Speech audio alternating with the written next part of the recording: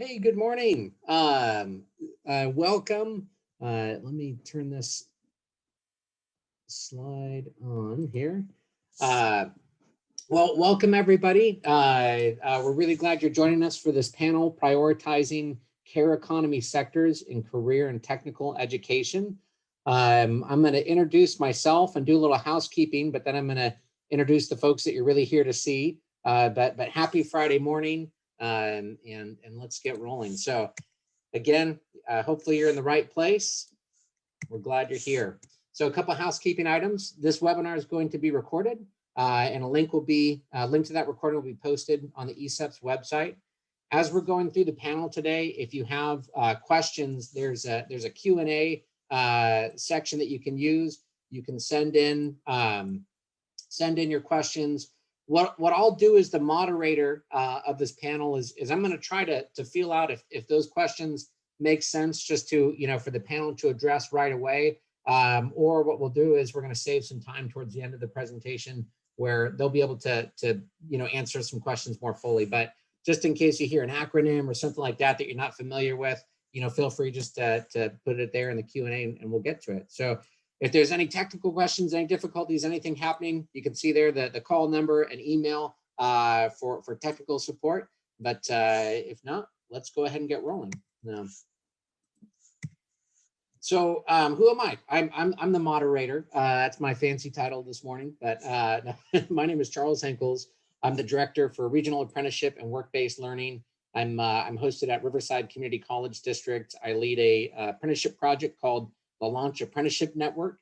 I'm familiar with ESEPs. I've known Randy for a few years and just a real strong believer both in this conference, what the purpose is behind this gathering, but also just the work that's being done by ESEPs and all of you in this community. And so I'm really honored to participate in this. And I want now to introduce you to our panelists. So first off, we have Lisa Cook. And what I'm going to ask the panelists to do is to spend a few minutes, a little bit longer than I did, introducing yourself, let the audience know who you are and what you came to talk about today. So go ahead, Lisa. Hi, everyone. I'm Lisa Cook. I'm the Dean of Liberal Arts and Social Sciences at Berkeley City College. Like many of you during COVID, I really came to, in my personal life, appreciate the care economy as I had a family member have a mental health crisis and didn't know what to do, and having to reach out to on the front line.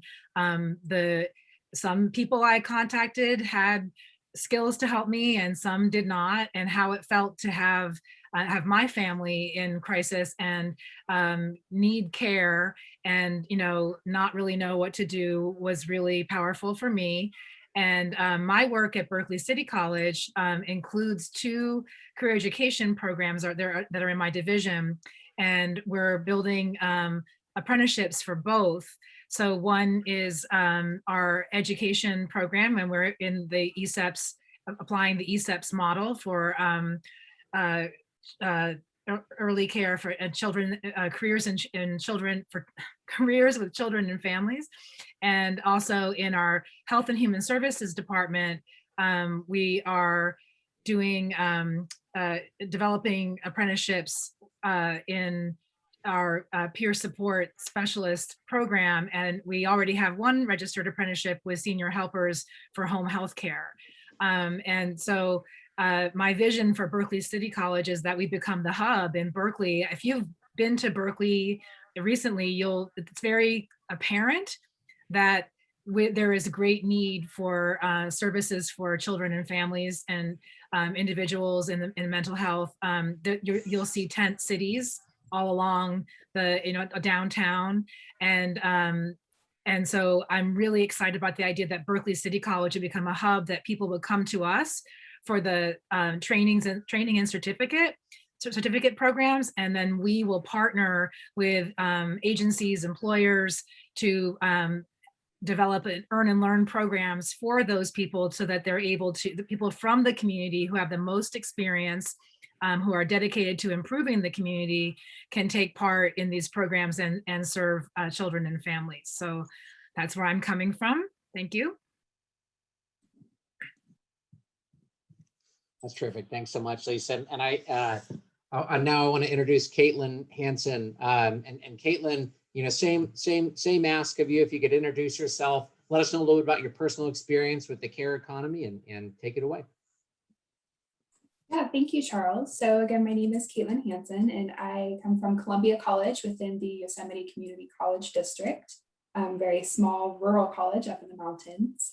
I am currently a student success assistant. That's a relatively new role for me, but I've spent the last several years coordinating our helping to coordinate all of our apprenticeship programs. In particular, I worked closely with our Child Development Apprenticeship Program, which was funded through the California Apprenticeship Initiative grant. We actually had several apprenticeship programs at Columbia College in forestry and hospitality. We have a pre-apprenticeship in fire, and then the Child Development Apprenticeship Program. And before I was in that role, I worked within the Child Development Department.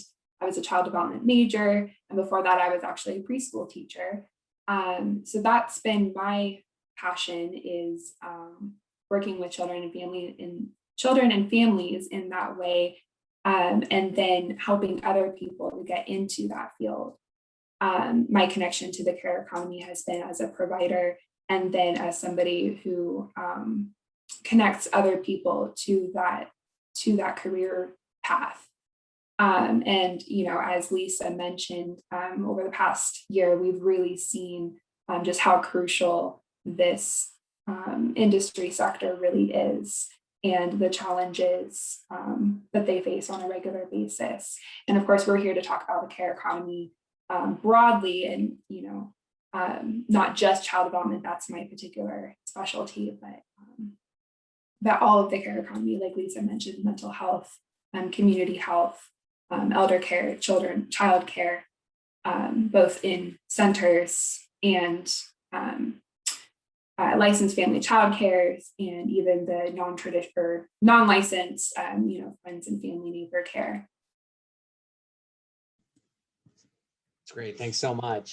And just so everyone's aware, we originally had a third panelist that he had to call in early this morning, had an issue. So it's going to be us three today, and we're going to focus on Caitlin and Lisa mostly, but Caitlin and Lisa, that also means that you're going to have to answer more questions. So hope you're ready. Buckle up, everybody, because I have a lot of questions that I want to ask, and I'm sure our audience is really curious to hear your thoughts too. So I want to kind of back up before we really go into talking about programs or challenges or anything like that. I actually want to do a little bit of a just sort of like a backup elementary school definition of what it is that we're actually talking about today. So the first time I heard the term care economy, it was actually introduced to me by, I think Randy Wolf was probably the first person that used that term in a conversation with me. And and if you're like me, when I think of the term economy, I go back to economics 101. I picture supply and demand curves and those kinds of things. And so what I wanted to do is start this discussion with really analyzing, what do we mean when we say care economy? And so the word economy itself, right, is, if you took like a generic definition of it, it's the way in which goods and services are made, sold, or used in a given area. I looked that up on the internet. And so with that in mind, what do you think we're trying to communicate by combining that word economy and care together? What is it that are we communicating an idea with that? Are we suggesting, are we kind of implying, some specific information or kind of complex ideas? So Lisa, I'm gonna hand that question over to you first, and then Caitlin, just be thinking as well, and feel free to give your thoughts after Lisa. Thank you. Yeah. I think those of us who were really dedicated to supporting people working in the care economy, we began advocating for ourselves as a non-traditional sector. So like early care and education is a non-traditional sector. And I was presenting at a conference. One of the panelists was at a high school that has achieved apprenticeships for all students at the high school in their community. And he took issue when I introduced myself as representing a non-traditional sector. And he said, when you say non-traditional, it's like somehow your second, second shift or second, like, if you're really advocating for early care and education, then you shouldn't refer to yourself that way. And your sector that way. And I thought, that's true. Somehow it's like, and even in terms of funding, traditional sectors have solid funding, and those of us in non-traditional sectors are working towards that, right? And so, but we know, and we think that, the public is also coming to see it more clearly. As we mentioned, Caitlin did a great job in the beginning. We're a critical sector, and that, so we are the care economy that is a critical economy for the growth of our economy. You can't grow your economy if people don't have, community health and quality education for their children, early care and education for their children. I think we all know that, those of us who have been at home taking care of our children, we see what a complex job it is to really provide excellent care.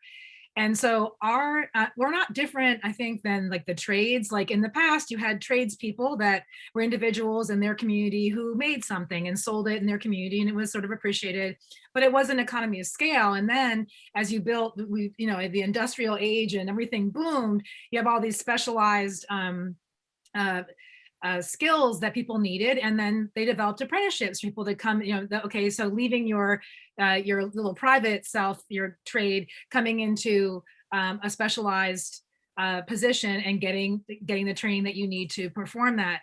Well, similarly, there were individuals who, there's different titles they've had throughout communities, but individuals who were frontline for community health and frontline for early care and education. And as Caitlin, will tell you, a lot, they were often underpaid, they were underappreciated, but then now those individuals, all the people that really know what it takes to provide quality early care and quality community health and mental health services, they're coming together and developing really clear standards for themselves and to be, and supporting each other to reach those standards for credentials. And now, for a Head Start teacher, BA degree is required. And this is where I met Randy, and as she was looking to support the apprentices in her program to get their BA degree, and they came to Berkeley City College to ask us to provide these the GE courses the students needed. And then a whole bunch of things happened from there. A whole bunch of learning happened at Berkeley City College. And so we've become, a leader and an advocate for the care economy. And so we stopped, calling ourselves other or less, and really begun to advocate for ourselves. And I think Caitlin can add some things to that. Yeah, absolutely, Lisa. Gosh, I just want to say, like, yes, agree to everything that you just said. One of the things that I had noted in our conversation earlier this morning, we were talking about, you did just a fantastic job just now of defining what is the care economy. And I also want to touch on who is in the care economy. Mm-hmm. So when we're talking about these positions, especially childcare, community health, elder care, and like I mentioned before, sometimes we are talking about licensed centers, but also sometimes we're talking about those non-licensed, families helping, family, friend, and neighbor care. We're talking about positions that are traditionally underpaid, like you said, often underappreciated. They're also often female dominated, minority dominated. A majority of employees in these positions are, or care providers in these positions, maybe immigrants. And so within the California community college system, we talk a lot about how do we serve these disproportionately impacted populations. And so the way we do that is we go to where they are. right? And that's where it's so, that's where there's such a great opportunity for community colleges, and why we should be investing in the care economy is because that's where these people, that's where they already are. And if we want to help them access higher wages and higher education, this is a great way to start doing that. Yeah, completely. That's what I learned when I engaged with ESEPs, that when we began to get the transcripts of the apprentices that were to register them for classes, I had to, sign off to make them exempt. And when I saw how many of them had actually come to the Peralta colleges and taken a class and tried to, move to the next level wherever they were at in their credential, and not succeeded, I realized, like, well, then, these care providers, they're working at this time, and then, yeah, they're often English language learners. They have lots of barriers that can come up for them, and that we were just like providing access but no support. And the ESEPS model pulls together, both like access and support. And so we had, the tutors in the program and success coordinators and all these people surrounding the apprentices, and people who had taken that class and dropped out and just stayed at the level they were at now have BA degrees. So it's not a problem with the students. It's not a problem with our care providers. It's a problem with us, that, just like Caitlin said, we need to meet them where they're at, and we need to adopt models that provide the kind of support that where they get to earn and learn at the same time, and not just earn and learn, but be highly supported to do both at the same time, which is very challenging. So yeah, community college has a lot of work to do in thinking about serving the care economy. Yes, absolutely, absolutely. And I just really fast, I had made a note to myself before we move on to the next question, Charles. I know that was a perfect segue, but I wanted to touch on something else that you said about the economy and how the care economy is so crucial to supporting the rest of our economy. I serve on the Tuolumne County Child Care Planning Council, and a few years back we had a advocacy campaign, I guess I would call it, where we were handing out these ribbons that said childcare helps children learn while parents earn. And I just think that that's just such a succinct and perfect way to put it, is it really does provide that critical support for the rest of our entire economy. That's great. I want to actually stay on this topic just for another minute or two, because some of your comments made me think of this. It's sort of the same question in a way, but I'm going to come at it a little bit differently now. And maybe I'm going to put you on the spot. I hope not, but I want to ask this. So if you had, I want to kind of play out two scenarios. So I've been in presentations, for example, where I'll see the manufacturing sector talks to kids about careers in manufacturing, right? And then I've also, seen, different sectors, how they engage, job seekers and people that are looking for work. And so the two scenarios I want to put out there is, what advice would you give somebody that you knew personally that came to you?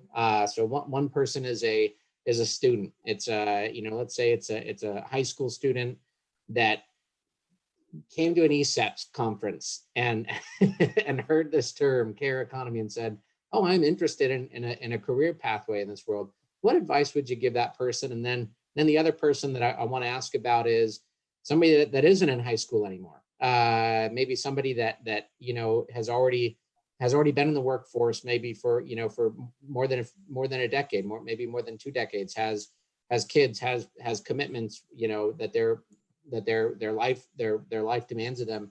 What's some advice that you give people that are trying to start a career in this field?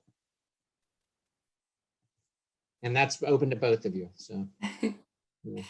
Well, that's a great question, Charles. And I think, first off, well, the first thing that I would say, honestly, is don't be discouraged. by this conversation where we're saying, oh, this is a challenging, this sector is challenging because it's traditionally, historically underpaid. Don't be discouraged by that. I would say, first off, it's critical. It's rewarding, incredibly rewarding to work in this field. If you have that heart to serve, we need people within this industry. And I would also say, as we're noticing as a society and as our even our government leaders are noticing within their personal lives over the course of the last year, how critical this is. I believe that there's an increased interest in funding. Over the last several years, there's been a lot of momentum, particularly in the state of California, toward supporting apprenticeships and other types of supports for entering this field in conjunction with these increased credential requirements with the intention of higher wages. So I would say this is the time to get into it. This is absolutely the time. Yeah, this is a lot of the work that we've done at Berkeley City College. So the first thing that's really important is that we're talking about careers with children and families. And I was recently in a meeting with a whole bunch of us that are engaged in this work, people who do who have doctorates and master's degrees, BA degree, AA degree, whatever. And I started out as a college student and sort of interested in working with, I was interested in working with kids. So I worked in the daycare center at my campus. And most of us started out just, working with children in jobs that were not high paying, but in our careers, we've all gone multiple places, right? I mean, so like Caitlin just told you in the beginning that she's moved from being a provider to helping people to, to get the training they need, and now moving on her college in another position, right? So it's your career is bigger than where you start. So being a care provider or a teacher doesn't mean you just go into your classroom and you just close in there and you stay there forever and there's no opportunities. In fact, the field of education, I have reinvented myself so many times as an educator. I have gotten to do all kinds of things, things I never even imagined. So I think it's a limited perspective, just like it is the example, people often criticize apprenticeships in the trade saying, well, you're going to learn one little job and that's all that you can do. If you get involved with a good company, that's not true. Usually you're going to learn that job and then they're going to start to train you for other things if you do well with it, right? And that's the same thing in this career sector. In my own family, my niece has decided she wanted to be a teacher and her father's a banker and he's like, no, you can't, this is not. And I told that you're thinking of teacher, while you probably remember some amazing teachers in your life, you're just imagining this classroom. But my career, I never thought I would be an administrator. But I love what I do. So that's one thing, is just the limited perspective of that. But the other thing is that what we're trying to do is build pipelines from high school all the way to the BA degree and credential that would be free. And I think there's a lot of promise to think that that's going to happen in the state of California. There's a lot of money behind it because we have, as Caitlin mentioned in the opening, a huge shortage of teachers. And so we're starting a youth apprenticeship program with the ESEPS model this fall, where high school students, it's a program for careers with children and families. We know that high school students maybe are not decided, but we have a curriculum that allows them to explore, to complete courses that count for 4 different GE areas. So if they go directly to a 4-year, that's fine. But also when they finish high school and they turn 18, they'll get their first, they'll have their permit, right? And they'll be able to they'll be able to work in their field of interest. And this is another thing that really interests me. There are studies that show that people who get to work in their area of interest while they're studying are more likely to complete degrees and to succeed in their courses. Well, so again, this is a big selling point for the apprenticeship model, right? That it shouldn't be that, oh, there's internships over there, go apply for an internship, good luck. It should be that everybody is earning while they're learning and in getting paid work experience as a student. We owe that to our kids. I mean, the kids that are going to be, that taken care of are the families that are going to receive services, but we owe it to our learners. And so if you're someone that, the idea of like going to college and taking classes and you feel like you don't have purpose or what's that going to be like, we hope to engage you in high school in our pathway. So you'll be taking the kids from Berkeley High, Castlemont High, and Oakland are taking classes they're getting their with our education school readiness certificate, which is 4 classes, as I said. And then we're going to give them a lot of wraparound services to make sure that they not only have access to those classes, but they succeed. And they finish high school with 4 college classes completed, get their permits, ready to go. So this kind of programming is really exciting for high school students. And we're open. If they change their mind, then great, they became a better future father, future mother, sister, brother, whatever it is. That builds our communities, and those skills are critical, just even for the growth of our economy in general as well. So that's what I wanted to say about all that. It's kind of a lot, but it's Lisa, something I'm really working on. Yes, I completely agree. And speaking of somebody, my bachelor's degree is in child development. That was exactly, I could just sing that from the rooftops. Like, everybody needs to take at least one child development class, like understand the children in your life and in your community, even if you never have your own. The other thing that I was going to comment on, oh my gosh, I'm so excited about your youth apprenticeship model. I think that's, what's that? You keep going. Yep. Oh, I was going to say, sorry, I could just sit here and talk with Lisa all morning. I'm so excited about that youth apprenticeship program. And, one of the things that you commented that I think is really a selling point, like you said, is that in this field, you do get to start long before you finished even your associate's degree. You can start working in this field so early. And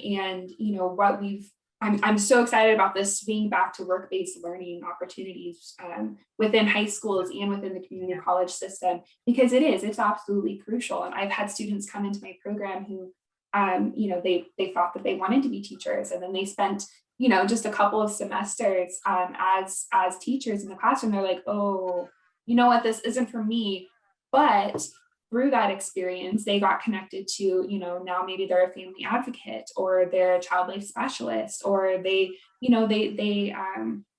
pursued something very related that door never would have opened to them if they hadn't started in this career field of working with children and families.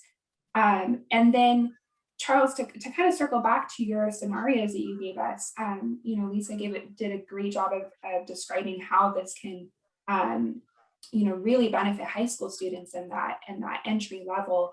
And I also wanted to comment on, for returning students, you mentioned, what if there was a returning student, maybe they have children of their own and they need to be working and paying their bills and all of that.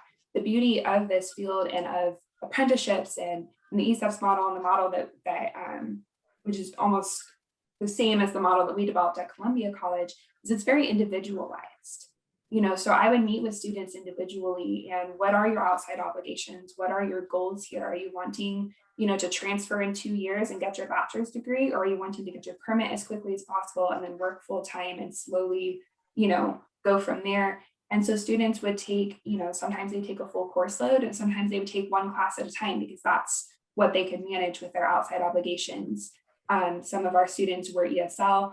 Some of our students, might have had learning disabilities, or it was their first time back to college in 30 years. And so what's so great about this is it gave them, this apprenticeship model gives them the opportunity to work and to gain that valuable experience, but also not feel so overwhelmed by having, you have to take full course load and work full time and put everything else on the back burner. They were able to find a work-life school balance that worked for them.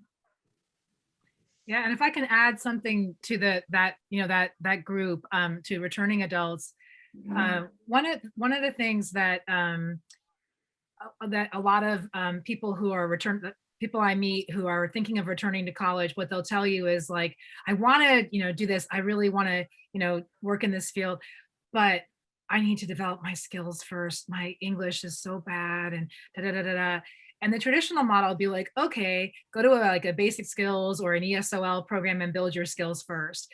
And the problem with that is that there's not then there's not the, I'm doing this because next I'm doing this in the context of early care and education. So we have a partnership with the YMCA in Emeryville has a Head Start apprenticeship program, and we've been working with them a long time.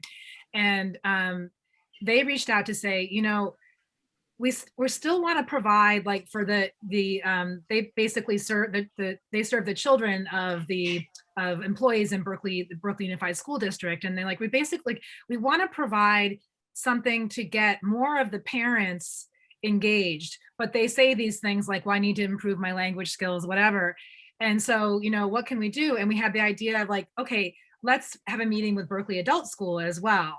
And so Berkeley Adult, BCC, and the Y got together, and the adult schools are very flexible with their curriculum. So they were able to design an ESOL class that would be in the context of getting people ready for the ECE apprenticeship, but and working on skills, but really meeting the adults where they're at, because they're all different in terms of, like, so we have a beginning and an intermediate, but whatever it is that they need, skills they want to develop, language skills and maybe other skills like resume or whatever, those skills to engage, they're going to get that help.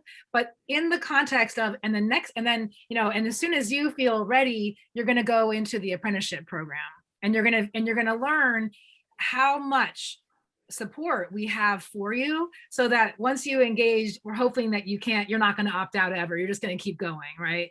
And so we're looking at building, like, what, you know, maybe we'll build 2 other apprenticeships as well for them, and this would be a starting point, but very contextualized around what they're going to do.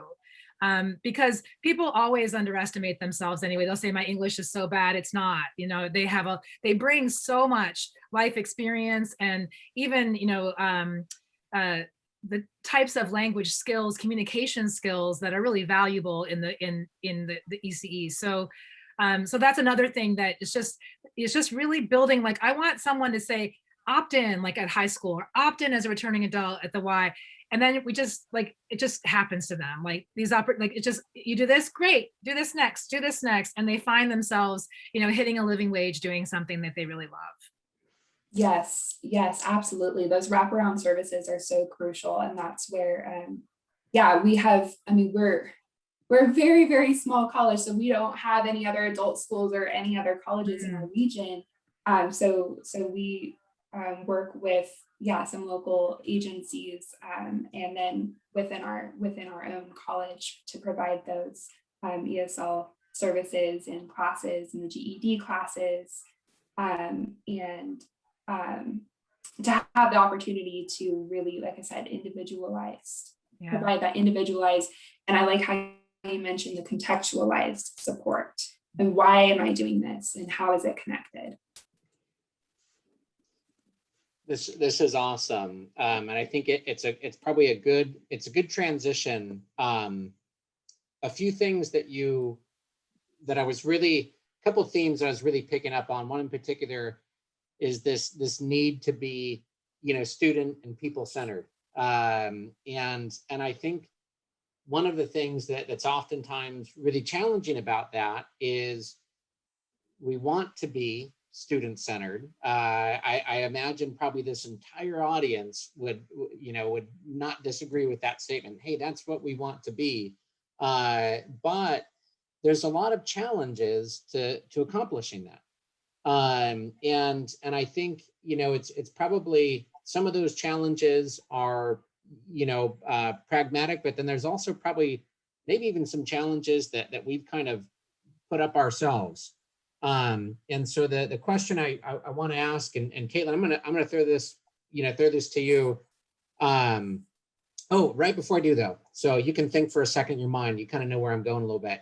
But so there are a few questions that are coming in. I want to let people know that they're putting them in the Q&A. I'm not ignoring them. I'm gonna see it, that they kind of fit well into this topic that we're going into. So I'm gonna see if we can get those questions answered live during this topic. But if you're using the Q&A, like I said, I'm not ignoring it. I just think it'll fit. I think these are really good questions that'll fit here. So Caitlin, back to you. All right, so here's the question I have for you.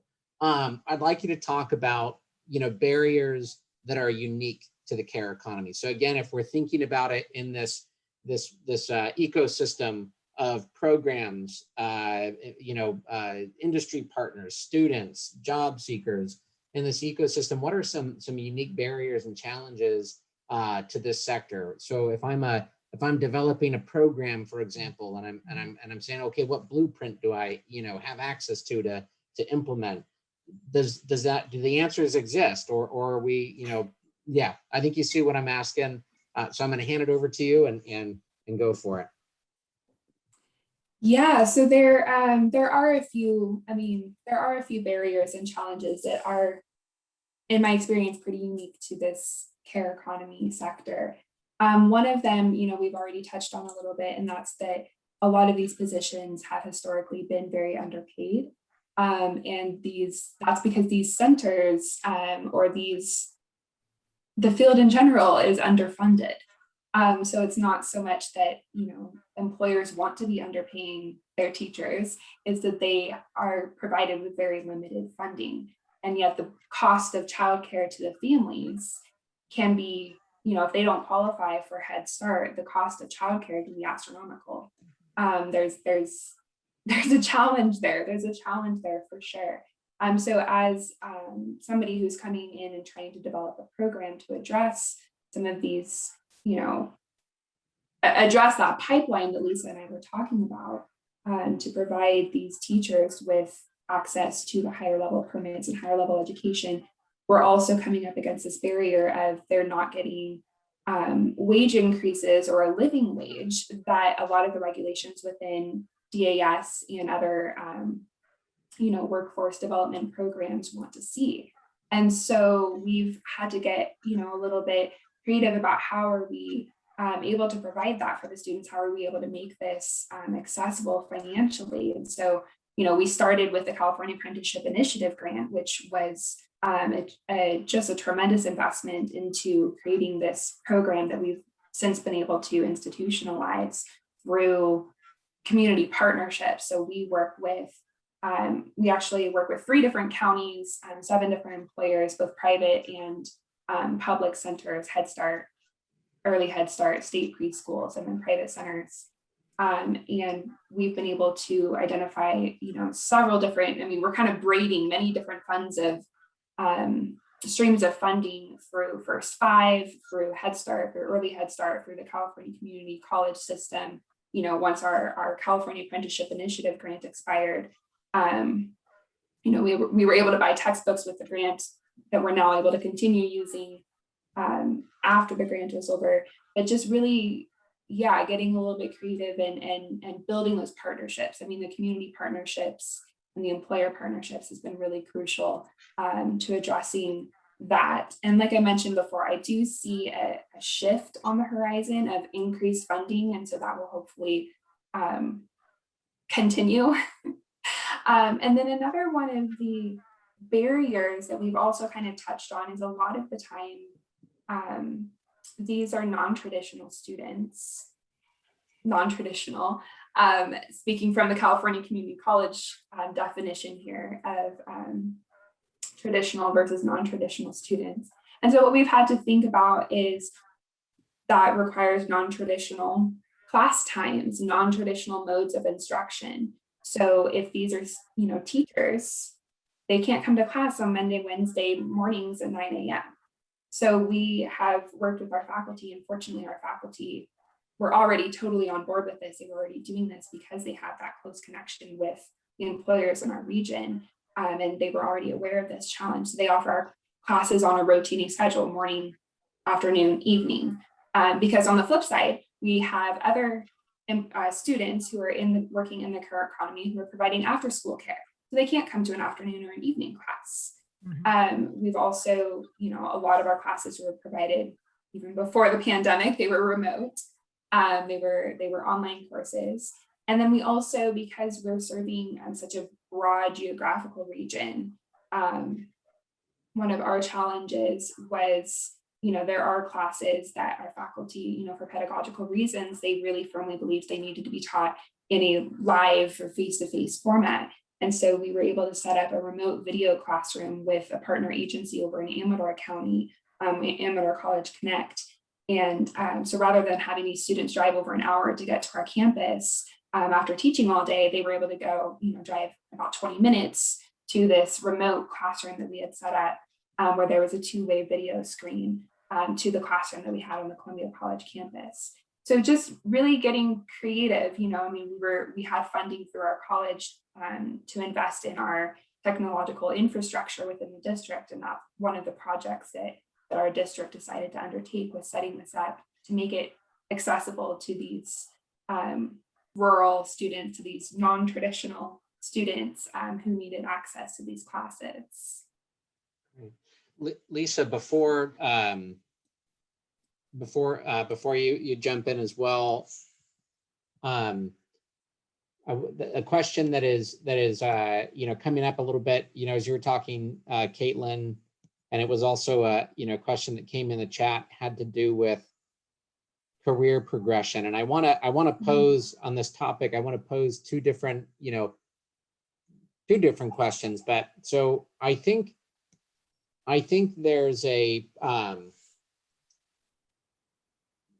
there's I'm hearing two different things. I want to get your feedback on this. So one thing I'm hearing is to have a sustainable family sustaining wages in the career economy is going to require a person to progress in that field from they'll probably have multiple job titles, just like you said, wear many different hats, and probably also get more and more credentialing as they go through.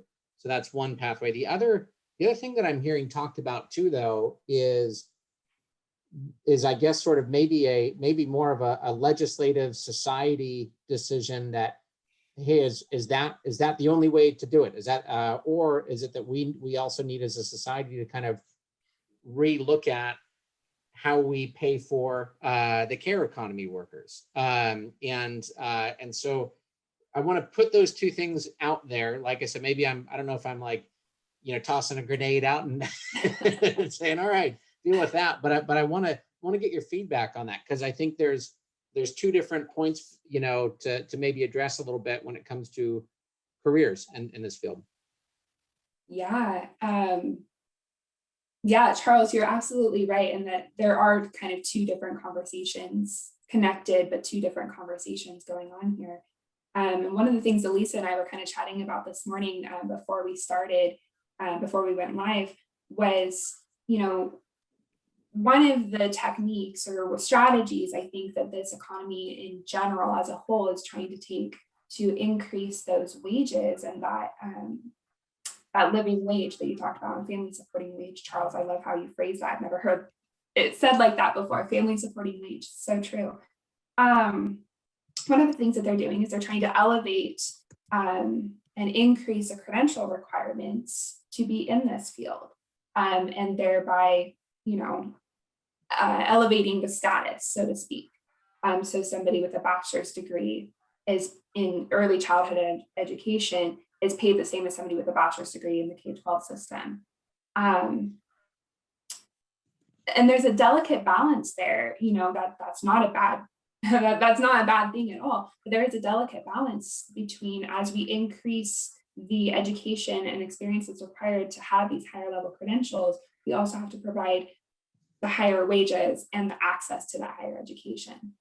So I was giving the example of, somebody with an associate teacher permit within the child development field can only be renewed once, and then you have to move up to the teacher permit.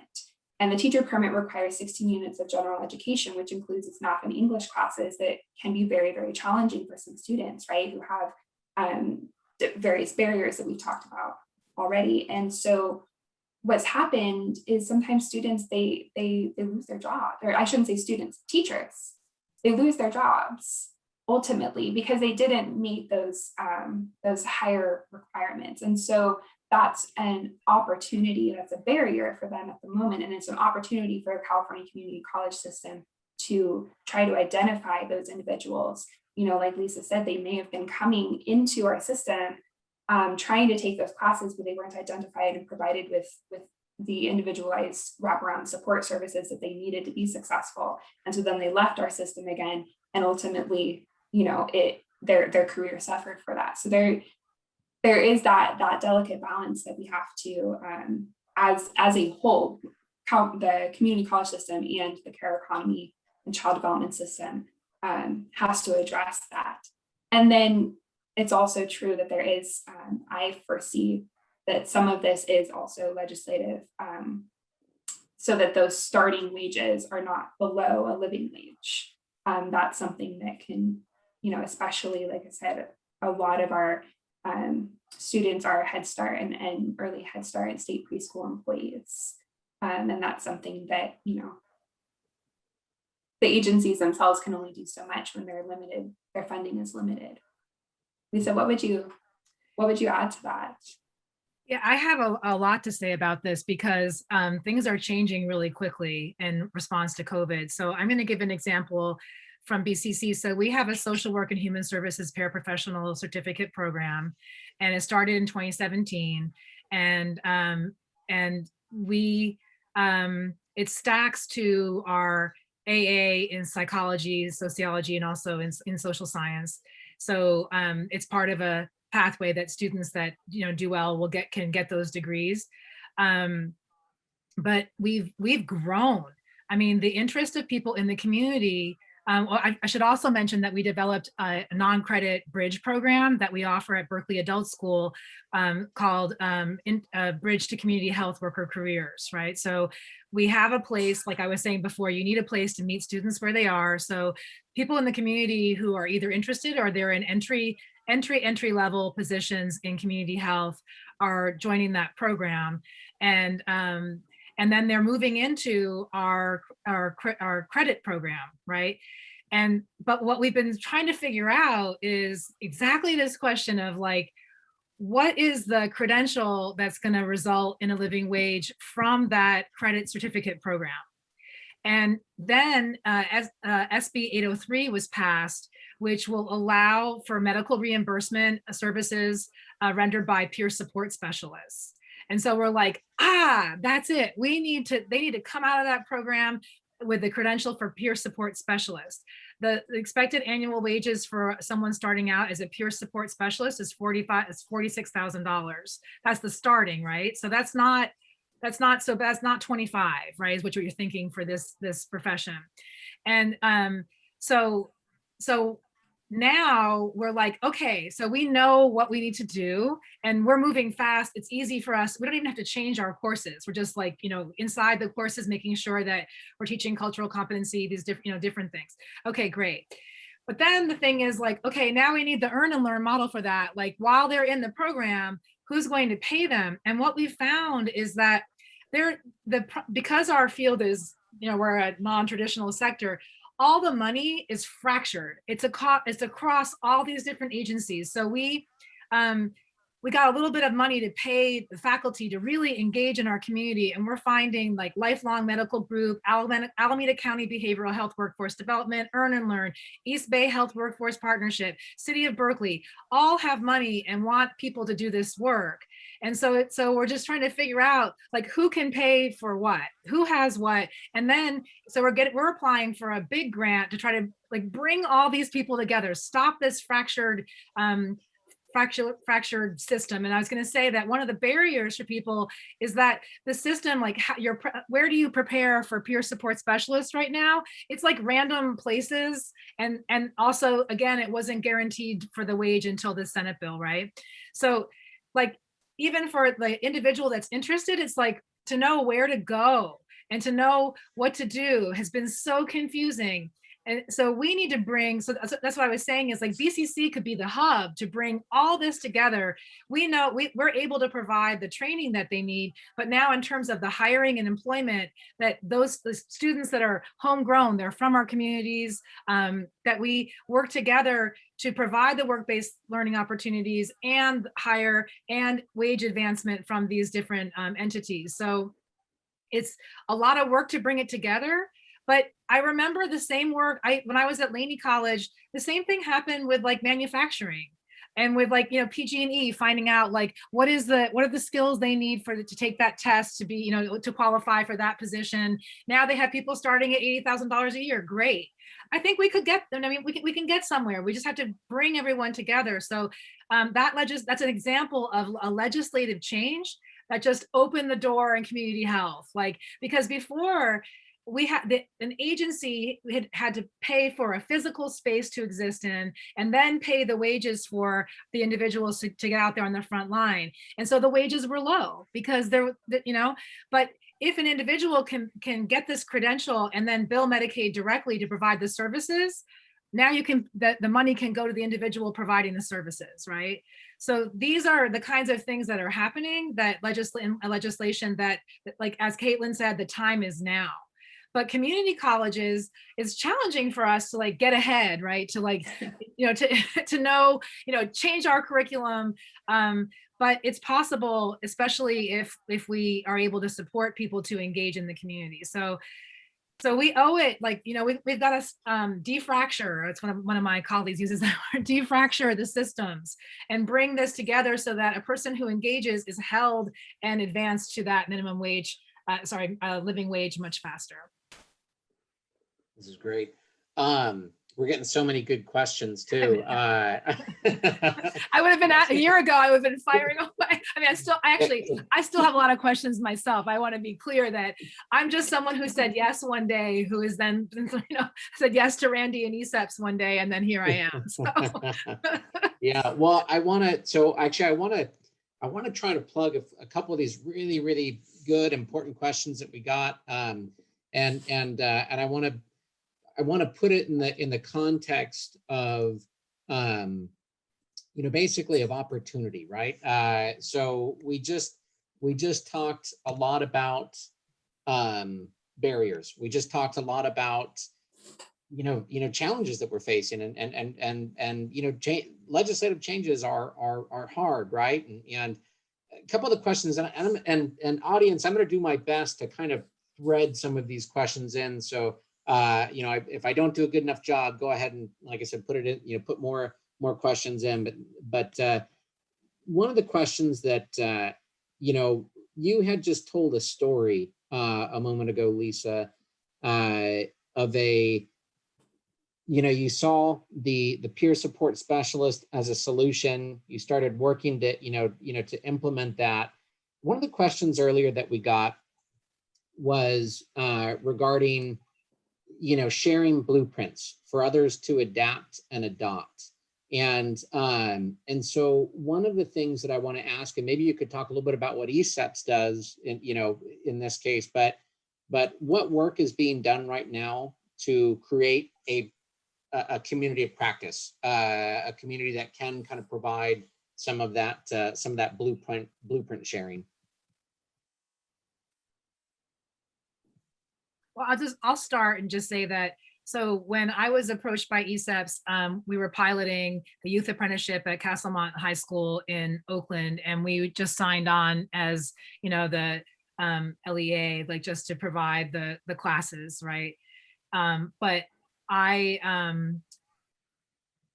and then look where I am today, because and not just me, but my whole, like, all the faculty I work with and my administration and our students, that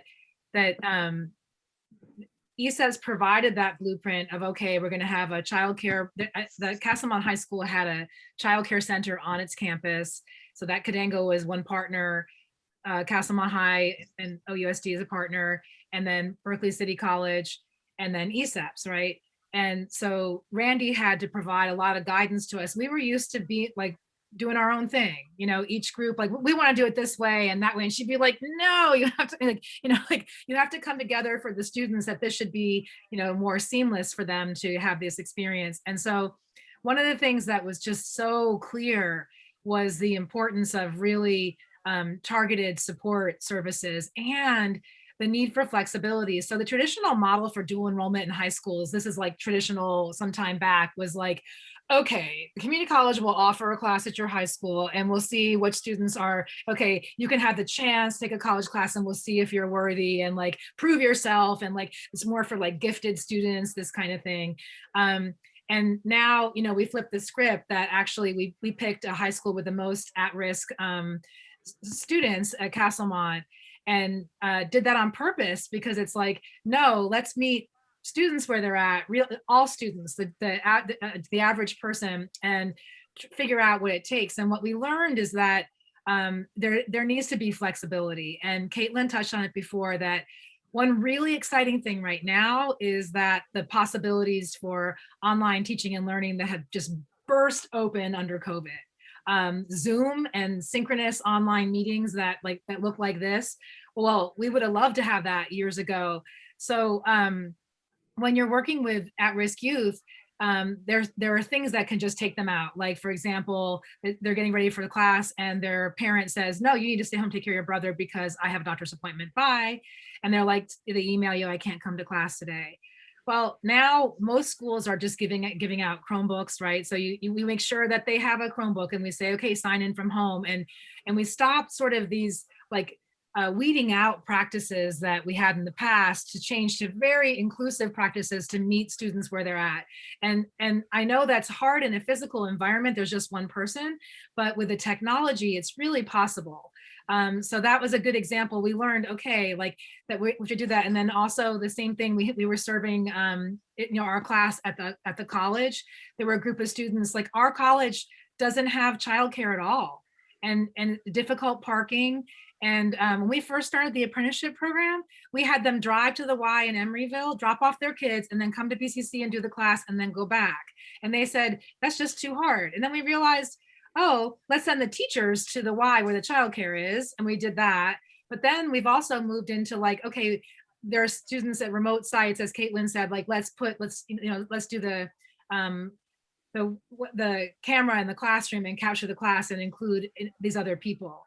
So these things, they're not too expensive. And also we're getting emergency funds to really adapt quickly, and from, her funds, all that kind of stuff. So it's just really letting getting engaged at your college to advocate for these things.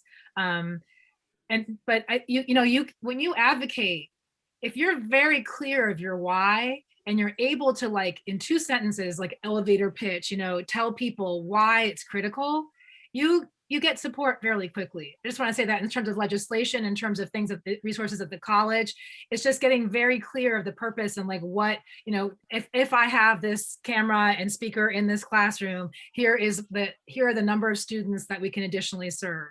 Oh, so it's just kind of that way of working together to be very clear. Lisa, I completely agree. Yeah, having your elevator pitch, asking for, being very clear about the why, and then very clear about what it is that you're asking for. And the only thing that I would add is just that with this new, student-centered funding formula within our system as well, is just another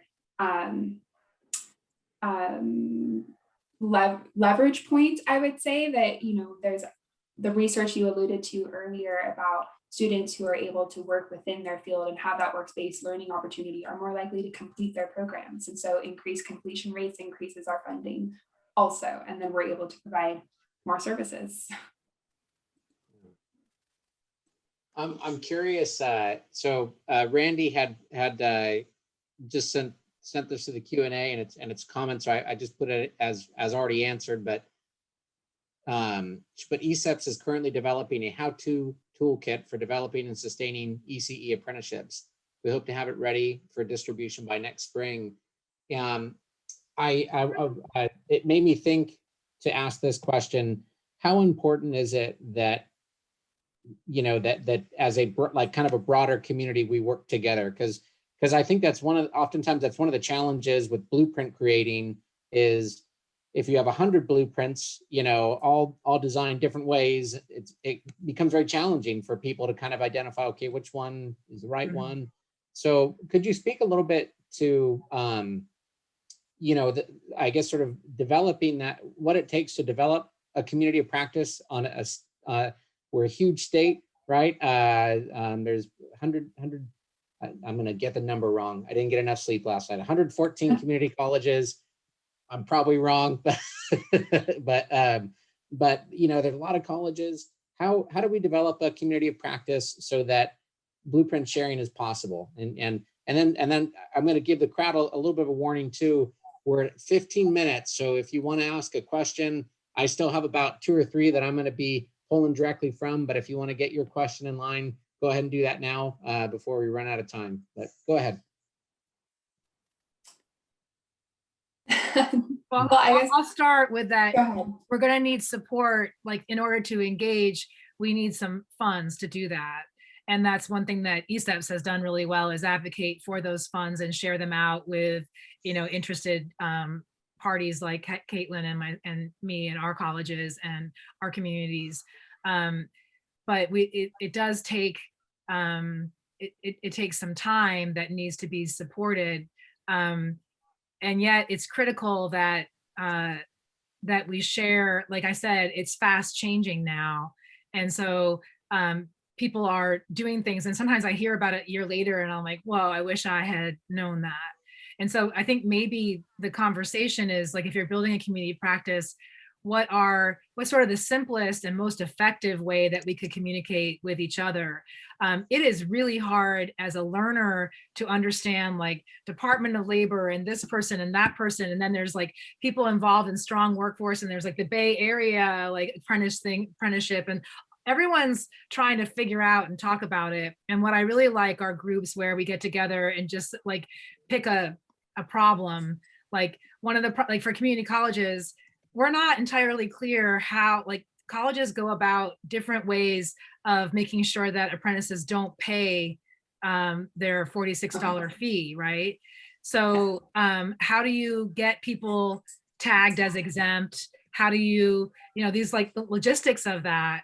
There's a group that I joined. It was like, oh, great. I get to hear how Foothill's doing that. I get to hear how others are doing that.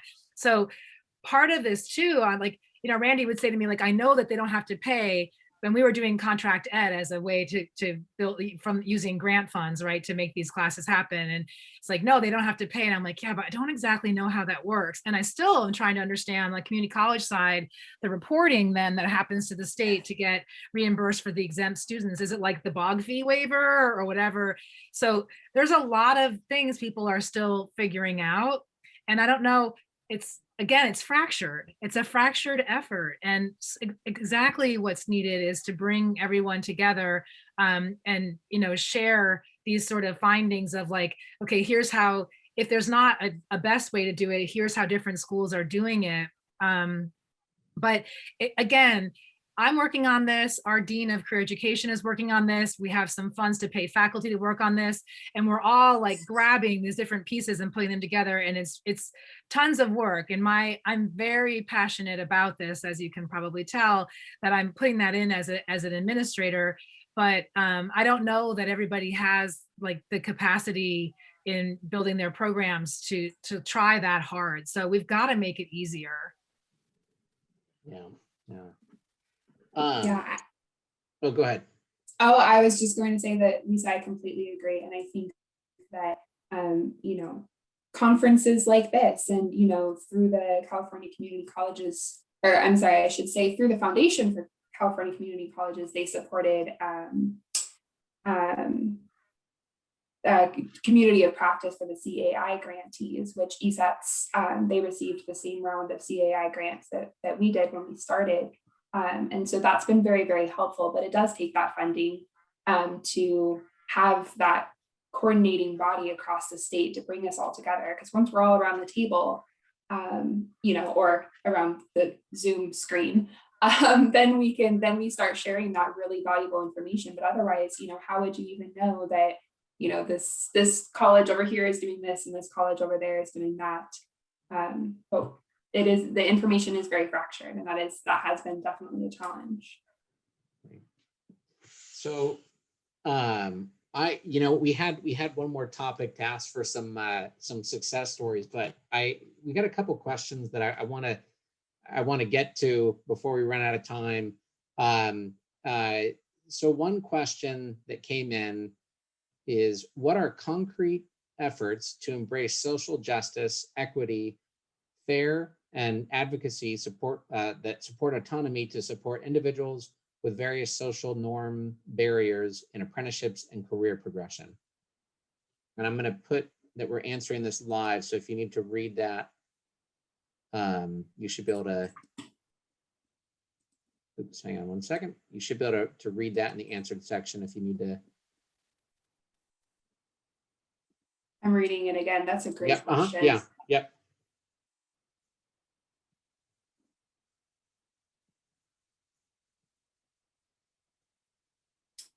I think one of the first, I mean, I would need to really like think about that a little bit more, I think, to answer it in depth, but just off the top of my head, I think one of the concrete actions that we're taking is providing that individualized support that I mentioned before, you know, and Lisa has talked about those wraparound services. But rather than expecting the students who come into our program to participate in the way we did it at Columbia, rather than having them come in as a cohort and treating them all the same and expecting them to all take the same classes all together at the same time, there's benefit in that cohort model, and we would try to keep them connected in terms of when they enter the program and being connected with each other within their employer site. But rather than expecting them to all be at the same level and able to commit the same amount of time and effort, meeting each individual student where they were and identifying what were their needs. Did they also need access to childcare for their own children? Did they also need access to, you know, our food pantry? Did they also need access to, you know, DSPS services or EOPS services? Did they also need access to tutoring, like Lisa mentioned before? Are they able to reliably get to campus, or do they need, you know, do they need to, do I need to work with them to schedule them to take a particular class at a remote location, because that's the only way that they're going to be able to take this class. So just, yeah, providing individualized targeted supports, I think, is one of the most concrete, one of the first and most concrete actions that I would say addresses those social equity barriers. I'm going to be very humble about community college that, you know, I mentioned before that when I saw how many of teachers or individuals engaged in Head Start had come to our colleges to try to get the courses they needed to advance and gotten nowhere, I realized, like, you know, that's not justice, right? I mean, here's someone who's from the community, engaged in the community, serving, you know, caring for our children and wanting to do more. And they come and it's like, they have to go travel a long distance. They go to the class, like, and if you need help, okay, that's over there. Tutoring's over there. You know, this kind of treatment of individuals, like of these very talented, experienced, special, you know, amazing people, breaks my heart. And I went to what really, I get emotional about equity issues, but I went to an event that the YMCA apprenticeship program put on, where they had the apprentices talk about their experiences. And every single one of them, because they had actually been supported, they had a mentor, they had tutoring, these things, it wasn't a thing that you get when you were less than, right? So usually, like in the program, you try and then you start to fail and we're like, hey, you're failing, here's tutoring. These supports are just there, everybody engages in them. The tutor is in the classroom with everybody all the time, right? It's not like you have to be called out in any way for having a gap in learning or like something you don't understand or needing more time on something. It's built into the programs, and everyone does it and does it together, so everyone gets better. And they talked about what it felt like to have that kind of support, and they were most thankful for that. And their achievements, you know, they were surprised at their own achievements given their experiences before. But it's all in the setup. You have to set up a program that is designed for the students that are in your classroom today, not who you think should be there, or for, you know, traditional, like this, now you're non-traditional, these things, like it's designed really for the success of people who are engaging. Like, I just can't say that enough. And this, And there are so many different ways to do it. Our Health and Human Services program started this, what they call the Success Incubator. And they're an evening program. So an hour before the evening program begins, one night a week, there's a student-led gathering where we have a lot of counseling interns. So the counseling interns work with the students, and they basically take on topics that students share where they need support or understanding, or able to like share the challenges. We have a lot of students experiencing anti-Blackness and anti-brownness in the classroom still across the college, and they need to be able to talk about that, because that trauma can just take them out. They just feel sometimes that if they do speak up, the response is just too aggressive and too much, and then they're sorry they said anything, right? But yet they need to speak out because what was happening in that classroom is triggering, so they have a place to go and share these experiences and get support from other students. And this thing is huge. There's a group of 20 that shows up every week, and so this is organic. It came about from teachers and students saying like, hey, people need support. And also it gives students agency to say what they want to talk about. It's not decided by a counselor. It's not a workshop in resiliency. We do these things like, oh, come to the workshop in being resilient. And it's like, I don't need to be resilient. Your institution and your teacher needs to change. And that's the hard work of equity, is like to take that on, to be like, to really listen and be like, yeah, we need to change. How are we going to do that? Like, it's not a problem with the students. Like I said, all these people went on and got BA degrees. It's a problem with us. And we need to be really open to that. If you're really going to do equity work, you have to listen, no matter who you are. You have to do that. So I hope that that's helpful.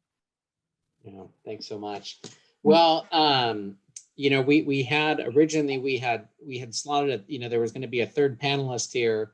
While I would say I've really missed, I've missed him. I feel like this has been amazing, so I haven't missed him. And that is, like I said, I think his contribution would be great, but you two, you had so many important things to say. So in a lot of ways, I feel like we're all lucky that, maybe we got a little extra time hearing from you. So I really appreciate, time you've taken this morning, your passion for the work, the time that you take, all week long, all year long.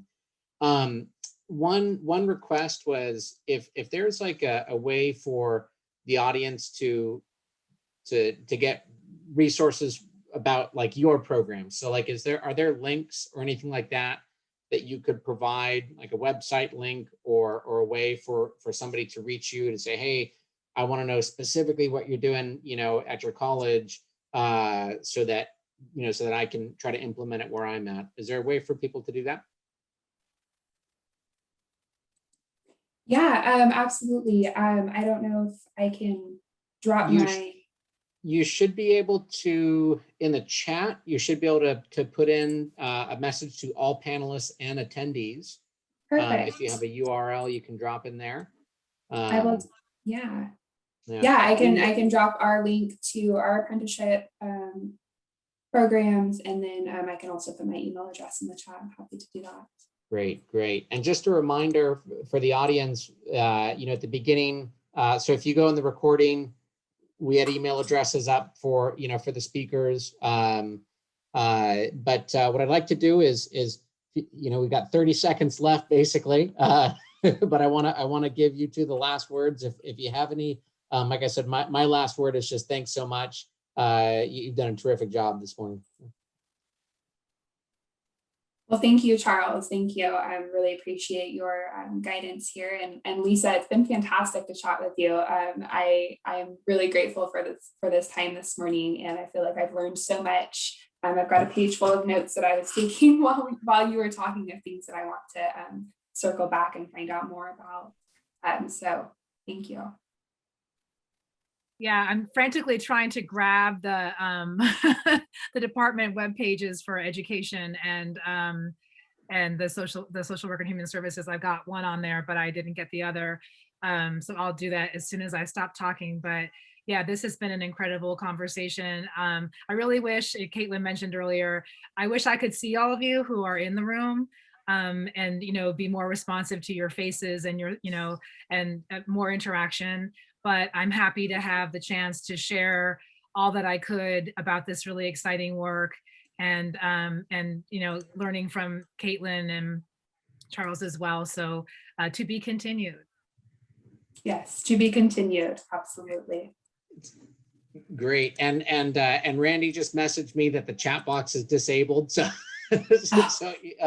so definitely go back to those recordings. There were a couple of comments that came in the Q&As as well, and I just went ahead and forwarded them over so everybody can take a look there at you know, sounds like it was well received. Thank you again, and thanks again to ESEPS for having this panel and putting on this conference. This has been a real pleasure.